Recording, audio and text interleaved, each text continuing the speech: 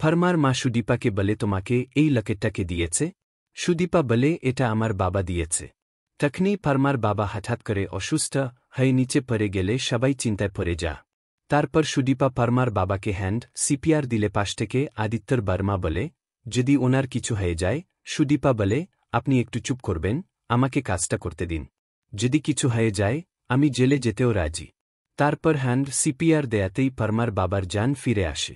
তার মধ্যে ডাক্তার এসে ফার্মার বাবাকে চেক আপ করে বলে উনি এখন অনেকটাই সুস্থ আছে, আসল কাজ তো অনেক আগেই হয়ে গেছে। কে করল? তখনই আদিত্য সুদীপার কথা বললে ডাক্তার সুদীপাকে বলে তুমি কি ডাক্তার নাকি মেডিকেল স্টুডেন্ট? সুদীপা বলে মেডিকেল স্টুডেন্ট, কিন্তু ডাক্তার হব। এরপর ডাক্তার আদিত্যর বর্মার কাছে সুদীপার প্রশংসা করে সেখান থেকে চলে যায়। তারপর ফার্মা তার বাবাকে নিয়ে হসপিটালে যাওয়ার কথা তুললে ফার্মার মা আর আদিত্য মিলে সুদীপার বাবাকে হসপিটালের দিকে নিয়ে যায়।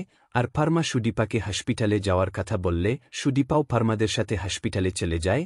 আর এই সমস্ত কিছু আড়াল থেকে কোন দেখতে থাকে। এরপর ডাক্তার সবার সামনে বলে উনি এখন অনেকটাই সুস্থ আছে, আপনারা ওনাকে বাড়িতে নিয়ে যেতে পারেন। তারপর ফার্মা তার বাবাকে বলে তোমাকে সুদীপা বাঁচিয়েছে, ওকে ডাকবো? ফার্মার বাবা বলে না থাক।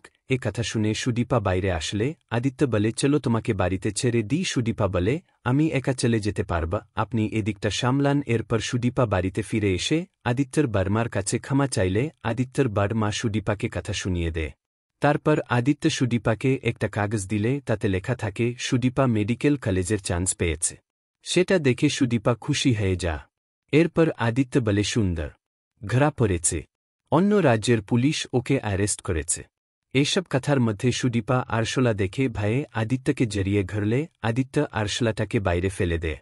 তারপর সুদীপা বলে আপনাদের বাড়িতে আরশোলা আছে, তাহলে আমি এখানে থাকব না। আমি ভয় পেতাম বলে বাবা বাড়িতে একটাও আরশোলা থাকতে দিত না।